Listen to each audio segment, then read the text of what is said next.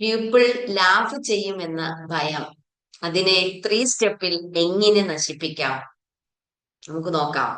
English പറയാൻ പോകുമ്പോൾ അവർ ചിരിച്ചാൽ, അവർ കമന്റ് ആണെങ്കിൽ എന്നൊരു ഭയമുണ്ടോ? ലിസൺ. ആളുകൾ ചിരിക്കുന്നതിന്റെ 90% റീസണും നിങ്ങളല്ല. അവർക്കത് വിചിത്രമായിരിക്കും. നിങ്ങൾക്ക് ടെൻഷനാണ് കാണുന്നത്, അവർക്ക് ഇംഗ്ലീഷ് തന്നെ കോൺഫിഡന്റ് അല്ല.